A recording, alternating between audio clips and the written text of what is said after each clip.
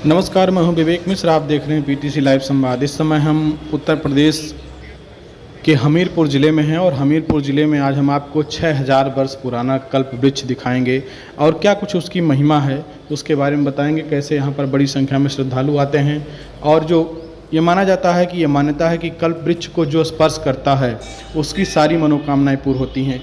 ये देखिए कल्प वृक्ष परिसर है हमीरपुर ज़िले का, जहाँ पर कल्प वृक्ष को इसके जो परिसर है उसका सौंदर्यीकरण किया गया है और तमाम सारी यहाँ पर सरकार की तरफ से व्यवस्था की गई है, इंतजाम किए गए हैं जिससे कि दूर दराज के लोग यहाँ पर पहुँच सकें।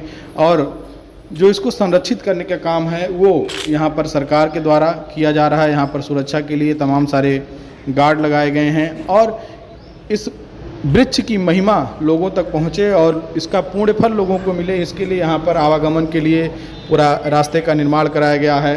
और देखिए आपको दिखा रहे हैं कि जो ये प्रबंधन जो इकाई है कल्प वृक्ष परिसर की वो पूरी तरीके से व्यवस्थित की गई है। साथ ही इस परिसर में जो पुराना मंदिर है उसका जीर्णोद्धार कराया गया है और यहाँ पर पेयजल की व्यवस्था है और तमाम सारे जो इंतजाम स्थानीय स्तर पर श्रद्धालुओं के लिए, यहाँ पर जो दूर दराज से तमाम सारे प्रदेशों से जो आते हैं दर्शन करने के लिए, उनके लिए पूरा इंतजाम यहाँ पर किया गया है।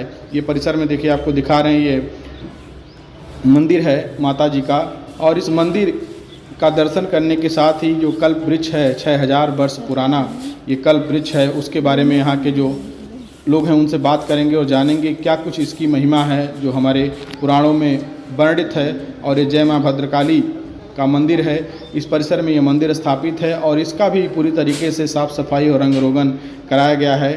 और क्या कुछ इस वृक्ष की महिमा है उसके बारे में यहाँ पर जो लोग मौजूद हैं उनसे बात करेंगे हम। इस वृक्ष का महत्व ये है कि ये कल्प वृक्ष एक ऐसा दुर्लभ कल्प वृक्ष है जो कि हमारी पृथ्वी में विराजमान है। और इसकी महिमा इस प्रकार से है कि जब बताते हैं कि लगभग हजारों वर्ष पूर्व 6000 वर्ष पूर्व प्राचीन समय में समुद्र मंथन हुआ था, तो समुद्र मंथन से 14 प्रकार के रत्नों की प्राप्ति हुई थी। उन्हीं 14 रत्नों में ये भी कल्प वृक्ष भी एक रत्न है जो कि देवलोक में विराजमान था और इसे कृष्ण भगवान पृथ्वी में लेकर के आए थे अपनी पत्नी को भेंट करने के लिए। और इसकी मुख्य विशेषता कल्प वृक्ष की ये है कि कहा गया है कि इस वृक्ष को स्पर्श करके किसी प्रकार की कोई भी यदि आप कामना करेंगे तो निश्चित ही वह कामना आपकी पूर्ण हो जाएगी। कल्प वृक्ष दर्शन कर जोई तर निरोग मन दुखी न हो। इनके दर्शन मात्र से ही मनुष्य अपनी बाधाओं से मुक्त हो जाता है।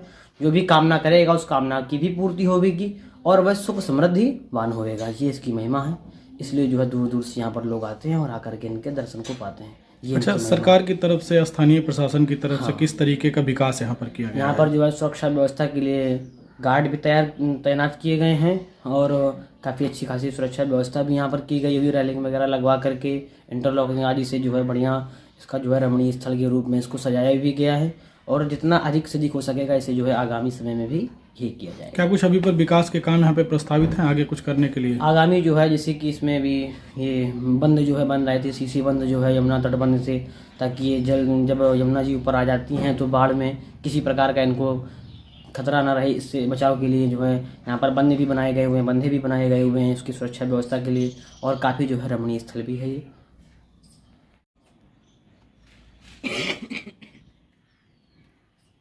और देखिए आगे आ जाइए इस तरफ से। हाँ। और जैसे इसमें आप देखेंगे कि जिस प्रकार से इसका वृक्ष का रख रखाव है, ये वृक्ष इस प्रकार से पृथ्वी में विराजमान है जैसे किसी हाथी का पैर पृथ्वी में स्थिर हो। सामने से जब आप इस आकृति को ध्यान से देखेंगे, ऊपर कीजिए, ये देखिए इस आकृति को जब आप ध्यान से देखेंगे तो ये आकृति भगवान गणेश का स्वरूप आपको दिखाई पड़ेगी। भगवान गणेश जी की आकृति बनी हुई है और ऐसे ही अनेकानेक प्रकार की दैवीय आकृतियाँ कल्प वृक्ष में दिखाई पड़ती हैं। और सबसे बड़ी बात यह है कि इस वृक्ष में किसी प्रकार का कोई फल या बीज नहीं होता है जिससे किसी अन्य स्थान में से लगाया जा सके। इसीलिए हमारे भारतवर्ष में सिर्फ 2 या 3 स्थानों में ही देखने को मिलते हैं और हजारों वर्षों से ये पृथ्वी में विराजमान है। अब जैसे आप इस तरफ से आकर के देखेंगे तो शंख की आकृति, ये देखिए यहाँ से आप देखेंगे तो शंख की आकृतियाँ भी आपको दिखाई पड़ेंगी। ये देखिए क्रम से जो है 3 शंख बने हुए हैं, प्रथम द्वितीय तृतीय क्रम से जो है 1 2 3 शंख बने हुए हैं। बिल्कुल जैसे मैंने अभी आपसे बताया कि हाथी के पैर के समान ये पृथ्वी में स्थिर हैं।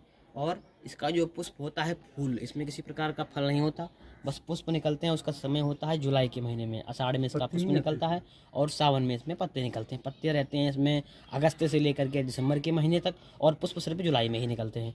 तो जब आप इसमें पुष्प निकलते हैं तो उस पुष्प का जो है स्वरूप इतना सुंदर होता है कि ये पुष्प कमल के समान होता है। और इसमें रात्रि में पुष्प निकलते हैं, अर्धरात्रि में चंद्रबेला के बाद श्वेत रंग होता है उसका सफ़ेद, और वो इतना लगभग प्रकाश भी होता है उस पुष्प में कि जब हम उसे दूर से भी रात्रि में देखेंगे तो हमें जो है ये वृक्ष में समझ में आएगा कि आज की रात्रि कितने फूल खिले हुए हैं। अच्छा, पूरे वर्ष में कभी विशेष अवसर पर यहाँ कोई मेला लगता हो, कोई विशेष अवसर अनुष्ठान पर होता हो? इसमें जैसे नवरात्रि में और विशेष करके मकर संक्रांति के दिन, विशेष करके अक्षय नवमी के दिन, इन तिथियों में जो है विशेष करके यहाँ पर लोग हजारों लोग यहाँ पर दर्शन की इच्छा से आते हैं।